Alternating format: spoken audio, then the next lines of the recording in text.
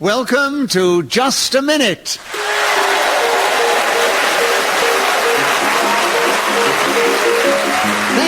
Thank you. Hello, my name is Nicholas Parsons, and as the minute waltz fades away, once more it's my huge pleasure to welcome our many listeners in this country and throughout the world, but also to welcome to the programme four exciting, talented and extrovert players of this game. It's a great pleasure always to welcome back, sitting on my right, that wonderful, outstanding comedian Paul Merton, and seated beside him we have a young comedian who's making a great name for himself, and it's the first time on his show, so we welcome Alun Cochrane. And seated on my left, we have that master of lyrics and musical comedy shows and a dedicated cricket follower, that is Tim Rice. And beside him, we sit another engaging comedy performer, Chris Neill. Would you please welcome all four of them? Seated beside me is Charlotte Davis, who's going to help me with the score, run the stopwatch and blow a whistle when the 60 seconds have elapsed. And this particular edition of Just a Minute is coming from the delightful Everyman Theatre in the heart of that wonderful Regency town of Cheltenham, a gem in the whole Gloucestershire countryside. And you must realise we have a keen Gloucestershire audience here, ready to cheer us on our way as they welcome us and start the show with Alan. It's round robins. Tell us something about round robins in this game, starting now. Obesity is a huge problem in the bird community and is nothing to do with football in any way whatsoever. Many animals... Oh, yeah. Don't repeat many. Note to self. Paul, you challenge first. Repetition of many, yes. Yes, and 51 seconds available now. Round robins starting now. Cheltenham Town Football Club's nickname are the Robins, and you couldn't find a worse team if you looked. They were terrible last week. It is awful. Your goalkeeper's just got to be sacked. He's dreadful. They're terrible on crosses, the right backs. Tim challenge. Two terribles. They're awful. Too terrible, absolutely. I don't think you'll be welcome back in Cheltenham at all. Anyway, correct challenge, Tim. And another point to you, 41 seconds, round robins starting now. Cheltenham Town Football Club is known as the Robins, and what a magnificent side they are. A brilliant team with superb tactics, great defensive skills. Challenge. They're rubbish. Deviation. Absolute rubbish. I think according to you they're rubbish. Yeah. According to Tim, they're magnificent. Yeah. Ask the audience for a vote, please. I think they might be prejudiced. Tim, you have the benefit of the doubt, and 34 seconds on round robins starting now. In particular, their goalkeeper is a man of great distinction and skill. Paul challenge. What's his name? This goalkeeper... Gervais Sinclair. He knew it. Is that true? Another benefit of the doubt to you, Tim. Round robins is with you. 31 seconds starting now. Gervais Sinclair. Chris challenge. Deviation. I don't believe the goalkeeper. Nobody repeated Gervais. Oh, Gervais, yes. Repetition of... I said Gervais in the answer to a rather rude and aggressive question from Mr. Merton over there. That's right. The first time I said Gervais, it wasn't part of my ramble. Yes, another benefit of the doubt to you, Tim, and 30 seconds on round robin starting now. I don't know if any of you ever tried to run round a robin, but it doesn't take very long unless you have the outside track, in which case you might as well zap round an albatross. Chris challenge. Is it 2 rounds? Yes, round. Yeah, but round's on the card. Round is on the card. Oh, is it? Right, yes. Round robins. You can repeat the subject or words on the subject. Right. So another point to you, Tim, and 19 seconds round robins starting now. Albatross,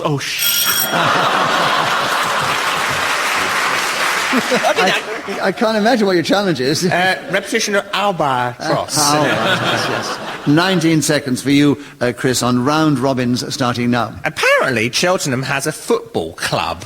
I think they probably are not terribly good, not amazingly bad. Hesitation? There was a hesitation. Yeah. You didn't know whether Cyber Tim was sitting beside him or go with you, Paul. 13 seconds, round robins with you, Paul, starting now. Every Christmas we go round robins because he throws by best parties you've ever come across. They are wonderful. Chris challenge. Throws by best parties. Yes. I don't think that's English as we really understand it. I was thinking of our World Service audience.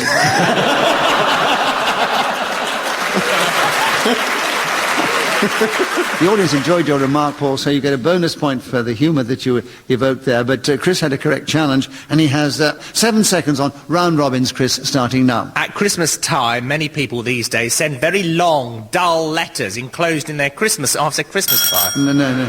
Paul challenge. Repetition of Christmas. Yeah, Christmas, yes. And Christmas, 1 second. Round robins with you, Paul, starting now. Come on, the Robin! So Paul Merton was then speaking as the whistle went. With other points in the round, he's moved forward. He's one ahead of Tim Rice, who's one ahead of Chris Neill, who's one ahead of Alun Cochrane in that order. And Chris, we take the next round. The subject is all-day breakfast. Tell us something about that subject in this game, starting now. All-day breakfast is a rather nasty idea, I think. It's night... Alan challenged. Deviation, I think it's a great idea. I know, but he can have his opinion, you see, Alan. Oh, OK. All right. So it wasn't a challenge when the rules are just a minute, really. I've just got peckish. So, Chris, another point to you. All-day breakfast. And how many seconds? 52 seconds, starting now. 52 seconds on the subject of all-day breakfast. Hurrah, I've got a lot to say. It's a meal that works very well until about 11 o'clock in the morning. After that, you don't want it at all. But before then, sausages, bacon, possibly kidneys, eggs, scrambled... Alan challenged. Who has kidneys in an all-day breakfast? No, that's what I'm saying. You have them for breakfast before 11. I would say that that's deviation from the all-day breakfast as we know it. I know the audience would love you to come in on it, but if you're going to have breakfast, you have kidneys. I mean, have your really super breakfast. What do you mean? I have kidneys for breakfast. When I go to a hotel, I always ask for kidneys. Do you ever get them? No. All right, Alan, the audience feel you should have the benefit of the doubt. You tried 3 times to get in on this subject. So 39 seconds, all-day breakfast. Sorry, what did I do wrong? Nothing much. Kidneys. It's something to do with kidneys, and the audience... Look, I like kidneys for... You what? You don't have kidneys in a transport cab. Oh, it's not about bloody transport cabs, is it?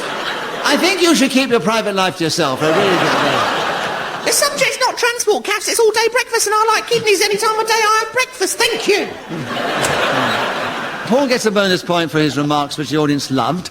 Alan gets a bonus point because he's tried so hard and the audience wanted him to have it. But Chris, to be fair within the rules of just a minute, you can have kidneys for breakfast. So you have the subject. And keep going on all-day breakfast, and there are 39 seconds starting now. I serve kidneys for breakfast all day and all night. Tim challenged. Repeat of kidneys. Oh, kidneys.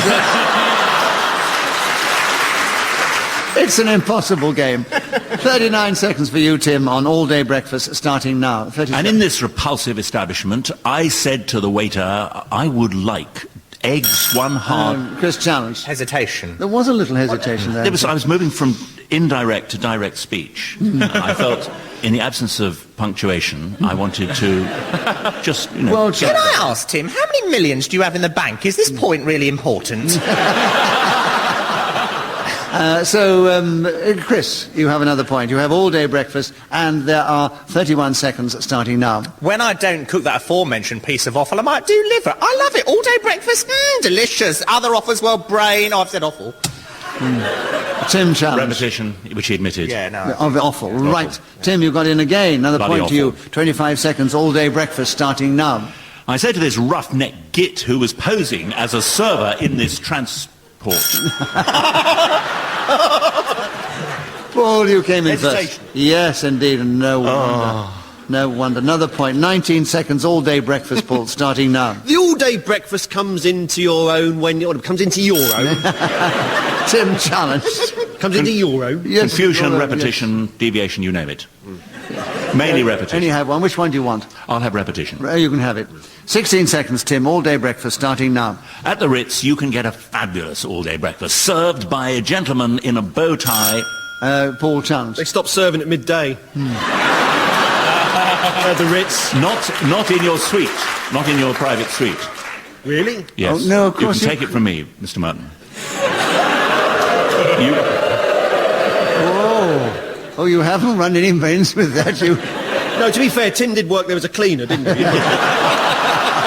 He knows, he does know. He's been in the kitchens, he knows. Yeah, I'm sure that in the Ritz, if you wanted breakfast all day, they would serve it to you. 11 seconds, Tim. All-day breakfast, starting now. There again at the Savoy, so I've been told by a friend, because I haven't actually been there myself and certainly would never stay the night somewhere when I can just go to my own bed. And Paul challenged. There's slight hesitation there. Yes, there was. I admit it, I was crumbling. Well, you were deviating onto the Savoy and everything, but you hadn't got to the breakfast. Paul, you've got him with 2 seconds on all-day breakfast starting now. Bacon, black pudding, scrambled eggs, chips if you must. So Paul, speaking as the whistle went, has moved forward. He's 2 ahead of Tim Rice, who's 1 ahead of Chris Neill, who's 3 or 4 ahead of Alun Cochrane in that order. And Paul, we'd like you to take the next round. The subject now is the director's cut. Tell us something about that subject in this game, starting now. I once made a film and the director was half cut. It was terrible. Nothing really matched at all. Everything was out of focus, blurry images. But of course the director's cut refers to something that you get now when you buy films on DV. Well, you know the format. Oh, there's an ace player of the game. Tim, you hoisted... Just testing my belt. Oh, right. So well done, Tim, but well played, Paul. 48 seconds still with you on the director's cut starting now. When I listen to these audio commentaries that you buy now, they are fascinating if you hear the director say, well, the shot I was after here never quite worked, but there's one film that stars Michael Caine when he goes back to Newcastle to avenge the death of his brother, Get Carter, and the director's comments. Alan challenged. No, it was a mistake. I thought Well, it it was a hesitation, actually. Oh, okay. Good, yeah. Yeah, that's exactly what I was getting you for.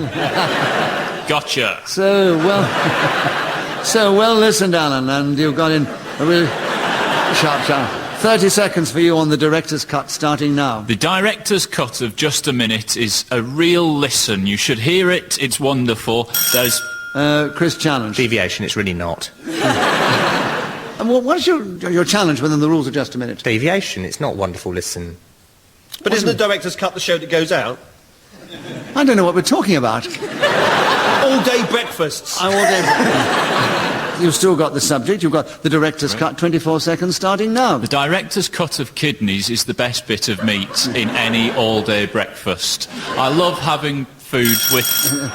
Chris challenge. Sorry, there isn't a director's cut of kidneys in an all-day breakfast. Who's That to doesn't say? make any sense. What's to say? Well, there's it not? was an independent film in the early 60s called Kidneys that was a massive hit. I mean, the director could be Is it having... in a series of films called The All-Day Breakfast? The director could be having an all-day breakfast and he cut his kidney.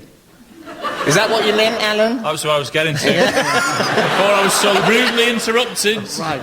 So you have the benefit of the doubt, Alan, and you have 18 seconds on the director's cut starting now. The director's cut is a way of selling a film that has already been in the cinema. I have seen the director's cut of Blade Runner, which I do not understand. I have seen the... Chris.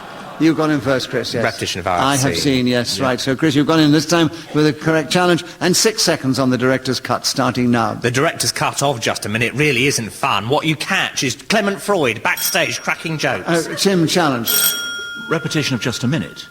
Why? That's what Alan said. I didn't say it. Sorry, I drifted off. No, Alan said just a minute. Right. You've still got the subject. Chris, only 1 second to go, the director's cut starting now. It's always the best bits. So Chris Neill was then speaking as the whistle went, gained the extra point and others in the round. He's moved forward. He's equal with Paul Merton in the lead, and they're closely followed by Tim Rice and then Alun Cochrane and Chris. Now it's your turn to begin. The subject is the last laugh. Tell us something about that subject in this game, starting now. The last laugh of the dying hyena is one of the most beautiful sounds in nature. He gathers his family around him to witness the last laugh he will make. Is there a doctor in the house? Hesitation. Oh, yes, hesitation, almost a full stop.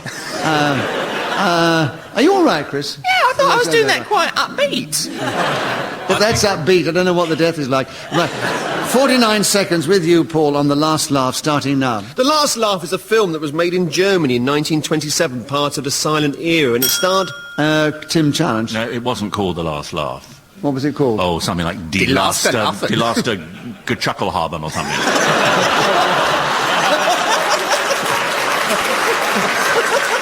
And when the film came over here, it came over here as the last laugh. So the benefit of the doubt to you, Paul, And you have another point, of course. 44 seconds, the last laugh, starting now. It became quite famous because it didn't use any title cards at all. Everything was expressed in mime or emotion or just a look in somebody's face. Emil Jannings, who I've mentioned twice now, so it's technically repetition. Tim, challenge. Repetition of that distinguished chap. Yeah. Right, Emil Jennings, right. Yeah. And there are 34 seconds, Tim, the last laugh, starting now. The last laugh is very important. If you have the first laugh, you may well not end up in a superior position. What you need to do is to bid a man or woman or child or dog that... Chris, challenge. Quite a lot of oars. Or man Yes, or or woman. man. or dead dog, right, yes. dead right. Well spotted. We let one all go, but too many oars. Yes. We don't want too many oars in this show. I'd let one go, Tim, but I can't. It'd just be... I'd be a fool to myself and to this audience. I'd be letting them down. Chris, the last laugh is with you. 23 seconds, starting now. I haven't seen the film that Paul was talking about, The Last Laugh from Germany in the 1920s. Tim, challenge. Repetition of the... Oh, no. Oh, Tim, come Well, on. the subject is The Last Laugh, and you can say the words on the card. These on the card. 20 seconds still for you, Chris, on the last laugh, starting now. The last laugh is an important one to get. You're absolutely right. I'm never going to get... I can't say... I can say... Hesitation. I think so, yes, definitely. Right, Paul, it's back with you, and you have 14 seconds, the last laugh, starting now. In a situation where you're comparing, perhaps at a gig, it's important that you're seen as the compare, to be able to introduce the act, but also to be able, three ables. Yes, Tim, challenge. Was able. There's too much ables, yes, right. And Tim, you've gone in with 4 seconds on the last laugh, starting now. Come with me now to the plains of Africa, where hyenas... Paul, challenge. I've got plans. I can't just go to the South Plains of Africa. I need more warning than that. Come with me now. I thought this gig was in Cheltenham, not the plains of Africa. Oh, yes. What's my challenge? Your challenge? Spontaneous travel arrangements. Paul, we love the interruption. Will you get a bonus point for that? But Tim was interrupted incorrectly, so he gets another point. And the last laugh is with you, Tim, starting now. When these animals of the jungle cackle, it's a ghastly noise. So, at the end of that round, Tim Rice was speaking as a whistle went, gained that extra point. Chris is one behind Paul, who's in the lead. Alan's catching them up, and it's Alan's turn to begin. The subject is, I think it's a good one for you, Alan, down the back of my sofa. Can you... I'm sure you have some interesting information to impart on that subject. 60 seconds starting now. Down the back of my sofa is an enormous magnet that draws all the household clutter that ever exists. In the back of my sofa there is a pair of socks, a magnet... Hey, Yes, it's hard, Paul. this game, isn't it? It is. And the idea of doing lists is actually tougher than people think. Yeah. Because you do err often in between. So Paul got in on the err, 48 seconds, down the back of my sofa, Paul, starting now. Down the back of my sofa are many extraordinary things. I've got an original Nicholas Parsons from the 19th century. And if you buff it up, it looks as good as gold. I think that's one of the medals that are in it. Chris Challenge. Deviation will be from the 18th. No, mine is a worthless reproduction.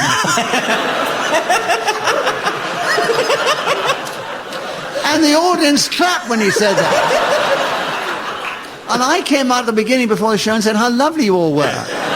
How beautiful and how a joy it was to be back in Cheltenham. They're a keen judge of human nature.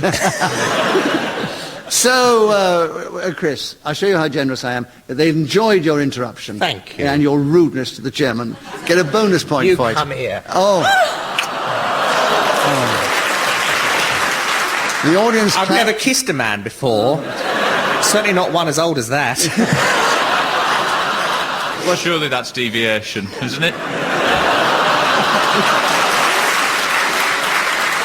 Well, Chris Neill gets a point for his rudeness to the chairman because they enjoyed it. Alan gets a point because they enjoyed his Do challenge. I not get one for kissing you? I can't give you too many, darling.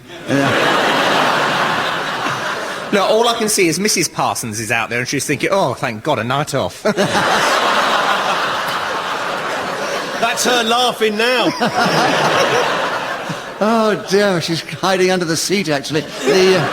Alan gets one because they enjoyed his comment, but Paul was the one who was speaking and interrupted, so you keep the subject, Paul, and you have 37 seconds starting now. I took it to the Antiques Roadshow and they examined it for me and they said, "Do you know what this is worth?" He said, "Puck all." And that's really disappointing because I decided... Alan challenged. 2 reallys, really Yes, disappointing. really. Yeah. So, well, listen, Alan, you're getting the idea of the game now. Right. Give him another point for patronisation. So, Alan, you have a correct Spreading challenge. You have flies. 30 seconds on Down the Back of My Sofa, starting now. Down the back of my sofa is a gold doubloon in the hand of a dead pirate. I've no idea how that got there, but it's right. Paul challenged. It's probably the magnet drew it in. That's exactly what it is. That's how it got there. So, Paul, a point to you because they enjoyed what you said, but Alan was interrupted, so he gets a point, and he keeps Down the Back of My Sofa. 24 seconds starting now. I got a time machine next week that is down the back of my sofa. I really enjoy travelling around. Tim challenged. Hesitation. There was a hesitation, yes. Down the Back of My Sofa, Tim is with you with 16 seconds available, starting now.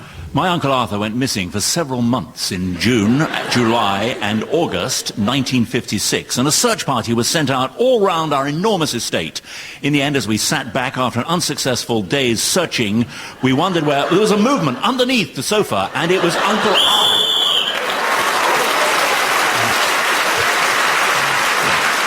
So Tim Rice kept going till the whistle went, and I have to tell the listeners, he did keep going under incredible provocation, because Chris Neill, sitting beside him, was trying to stare him out and disturb him. But he's now equal in second place with Chris Neill. They're 2 points behind our leader, Paul Merton, and catching them up fast is Alun Cochrane. Paul, it's your turn to begin. The subject is January sale.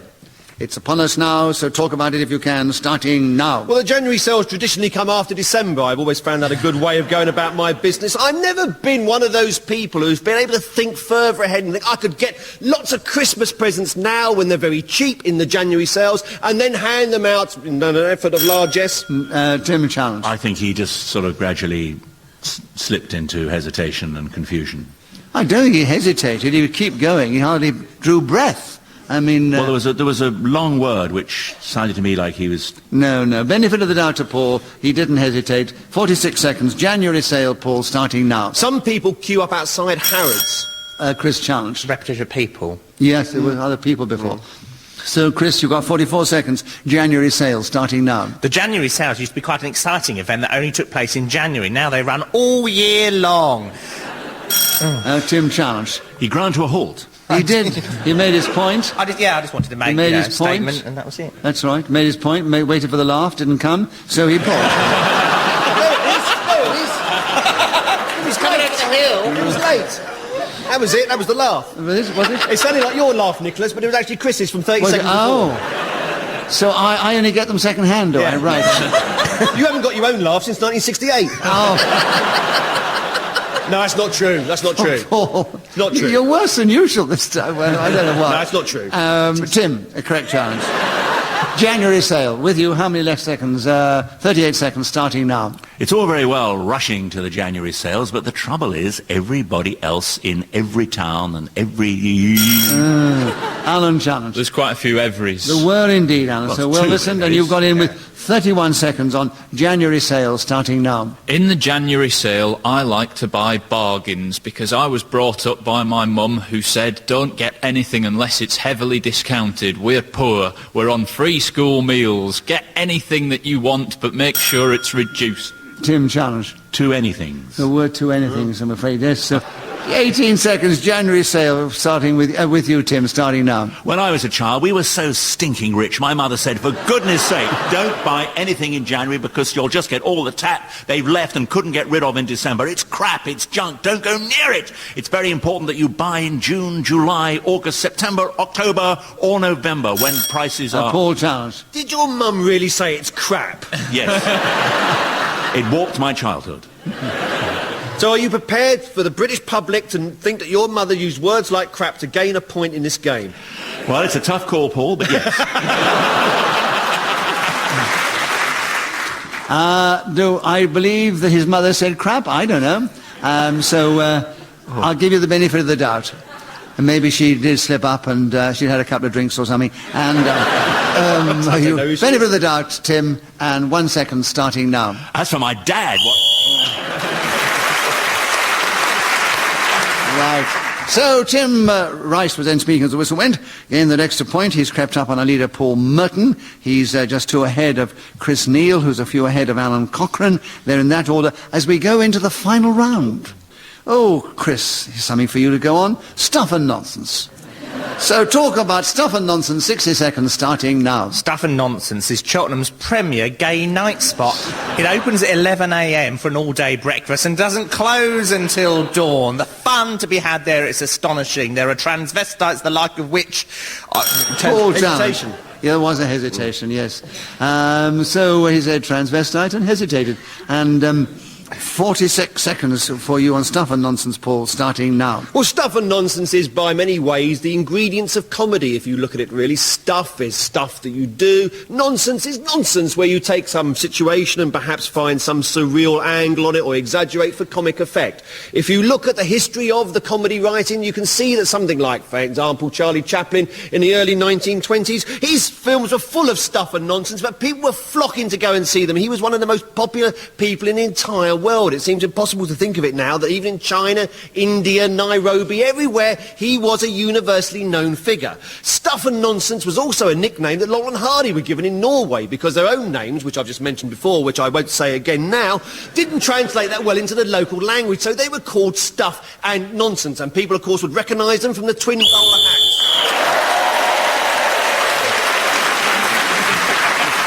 So Paul Merton, our very experienced player of the game, showed how to play this game in great style and with great panache and kept going for many seconds until the whistle went. Gained that extra point for doing so and increased his lead. So let me give you the final score. Alun Cochrane triumphed in 4th place. One of the most triumphant 4th places I've ever seen, because a lot of points were scored in this particular show. And Chris Neill and Tim Rice both finished equal together in 2nd place. So Alan must have been in 3rd place. I've just worked that one out. So well done, Alan. I've done better. Yes. Out in the lead, a few points ahead of them all, was Paul Merton. So we say, Paul, this week you are our winner.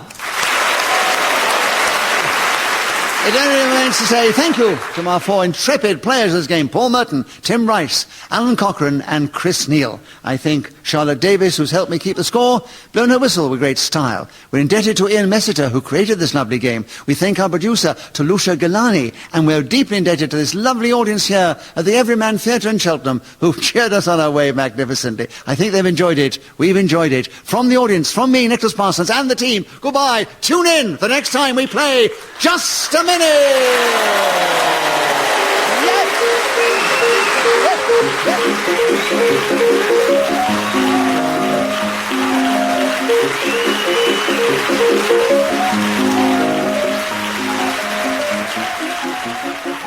And Just a Minute returns at the same time next week here on BBC Radio 4.